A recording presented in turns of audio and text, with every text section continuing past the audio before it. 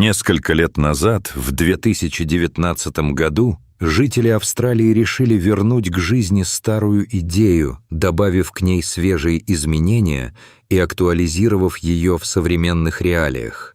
Они предложили использовать избыточные поводковые воды, которые поступают с севера, чтобы помочь засушливым регионам на западе и юге страны, где уровень водных ресурсов крайне низок. Этот план получил название нового проекта Брентфилда, который основывается на концепции, разработанной еще в 1930-х годах. Идея заключалась в том, чтобы поймать и аккумулировать паводковую воду с северных территорий и направить ее на юг и запад. Однако изначально этот проект так и не был реализован. На протяжении многих лет множество экспертов и ученых высказывали свои сомнения по поводу реальности осуществимости этого масштабного проекта. Считалось, что он слишком дорогой и сложный в строительстве, несмотря на его потенциальную способность помочь решить серьезные проблемы с нехваткой воды в засушливых частях Квинсленда. Оригинальная идея номинально появилась, когда инженер по имени Джон Брентфилд задумал забрать паводковые воды из рек Северного Квинсленда и направить их непосредственно к озеру Ири, которое считается одной из самых засушливых точек Австралии.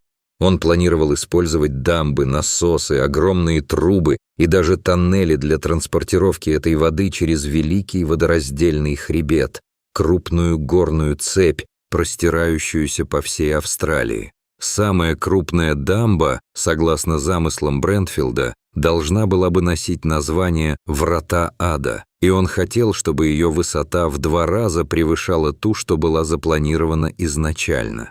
Таким образом, насосы и сила тяжести должны были помочь перемещать воду через высокие горные массивы. Вода в конечном итоге должна была течь на юг и помочь орошать обширные сельскохозяйственные территории вокруг таких мест, как Хагент, который тоже нуждается в поддержке. Это не только могло бы изменить климат в этих регионах, увеличивая количество осадков, но и трансформировало бы сухие земли в процветающие зеленые фермы. В конечном итоге эта вода должна была достичь озера Ири, открыл новые возможности для превращения пустынных земель в области с зелеными насаждениями. Таким образом, Австралия могла бы значительно увеличить объемы производства продовольствия, продавать его в другие страны и создавать новые рабочие места, взглянув на перспективу развития экономики. Брентфилд надеялся, что этот участок может стать продовольственной чашей для всей страны,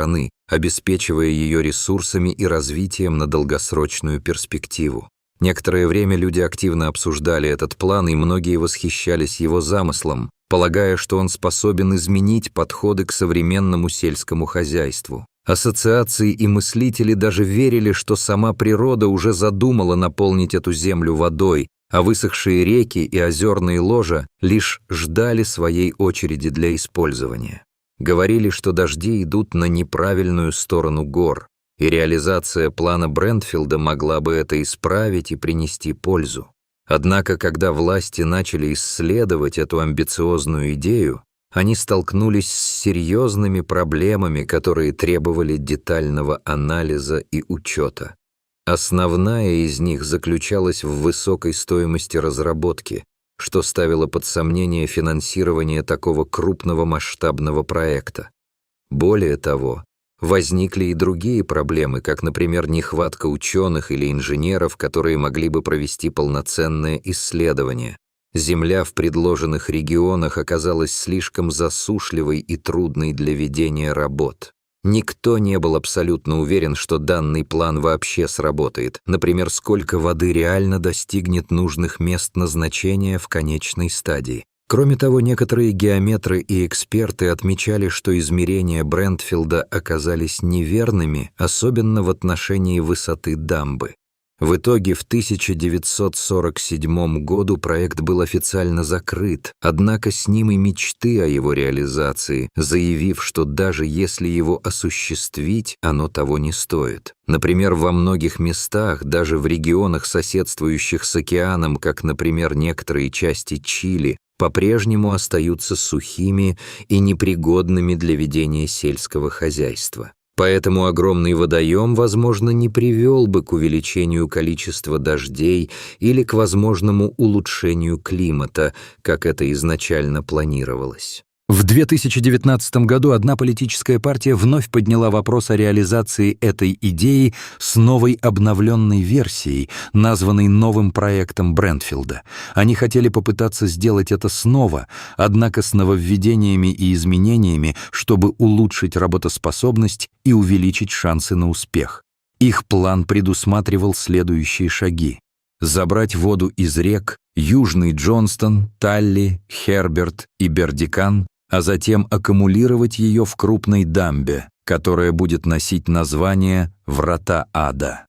На этот раз они собирались запланировать дамбу в 2 раза выше, чем было в оригинальном плане. Это позволило бы использовать силу тяжести для естественного потока воды, а не полагаться на множество насосов для ее транспортировки, что значительно упростило бы процесс.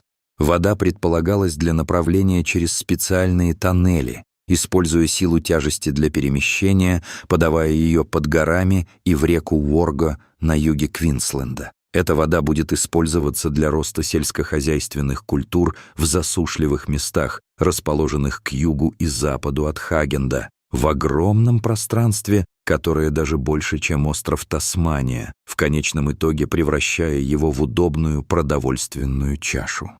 Тем не менее, они не указали точные цифры о том, сколько будет стоить весь проект, но пообещали выделить $20 миллионов, чтобы Национальное научное агентство Австралии провело исследование и проверило, возможно ли осуществление данного плана или нет. Эти инновационные идеи, на первый взгляд, звучали многообещающе и привлекательно. Однако на протяжении более 80 лет множество экспертов повторяло: «Нет, это не будет работать и не получится». Почему? Брентфилд утверждал, что его проект обойдется в 40 миллионов фунтов стерлингов в далеком 1941 году, что на сегодняшний день эквивалентно примерно 3,2 миллиарда фунтов стерлингов по современным расчетам.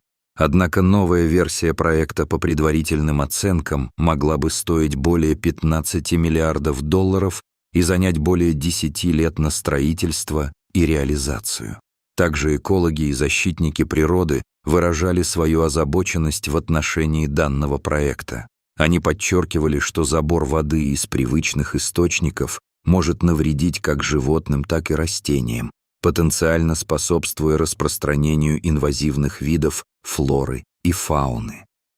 Это может повлиять на реки и океаны, в которых обитают рыбы и другие животные, а также негативно сказаться на городах и бизнесах, находящихся на побережье и зависящих от этих природных водных потоков. Тем не менее, несмотря на все трудности, некоторые люди искренне верили в идею и считали ее достойной реализации, особенно для оказания практической помощи фермерам и решения проблем с нехваткой воды и засухами.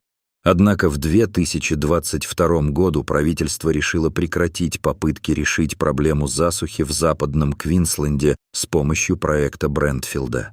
Эксперты рассмотрели план с разных сторон и пришли к выводу, что он просто не сработает, как бы идеалистично он ни выглядел. Проблема заключалась в том, что для реализации такого масштабного проекта во многих местах не хватало достаточного количества воды в течение всего года. Спорят данные, новая стоимость проекта превысила бы 30 миллиардов долларов США. Это совершенно колоссальная сумма, ведь за такие деньги можно было бы приобрести целый флот частных самолетов или роскошных яхт, а может быть даже и больше. Эксперты, в свою очередь, подчеркнули, что для того, чтобы эти расходы оправдали себя, потребовалось бы огромное количество воды, которая в действительности просто недоступна в нужных объемах на данный момент. Теперь вместо того, чтобы реализовывать один большой проект, ведущие исследования специалисты предлагают рассмотреть возможность разработки меньших по масштабам проектов по обеспечению водоснабжения в непосредственной близости от тех мест, где дожди и водопады действительно существуют. Эти меньшие по масштабу проекты, называемые мини-сетями Брентфилда, должны будут активно развиваться в 4 подходящих местах вдоль побережья Квинсленда. Эти небольшие водные сети могли бы делиться ресурсами, когда в одном районе было больше дождей, а в другом — меньше. Другие ученые также обратили внимание на этот план, и они сошлись во мнении, что даже в самых идеальных условиях проект Брентфилда все равно вызывал бы проблемы и стоил бы слишком много. Хотя проект мини-водных сеток выглядит гораздо более реалистичнее и осуществимо, исследования показывают, что засушливые участки на западе гор возможно справиться лучше без полноценной реализации всего проекта Брентфилда, учитывая, что существуют более простые и бюджетные способы решения вопросов о водоснабжении и поддержке сельского хозяйства. И это вопрос чрезвычайно актуальный, требующий решения в течение ближайшего времени. Австралия является одной из самых сухих стран на планете, по праву заняв место среди самых засушливых мест, где действительно проживают люди. Когда в стране случаются засухи, водные ресурсы становятся крайне ограниченными, что является катастрофой для фермеров, так как это означает, что они не могут вырастить достаточное количество продовольствия для обеспечения покупателей, что может вызвать серьезные социальные и экономические проблемы. В будущем, согласно прогнозам, засухи будут случаться чаще, и их последствия будут более серьезными и разрушительными. Именно поэтому крайне важно начать подготовку и принимать соответствующие меры уже сейчас.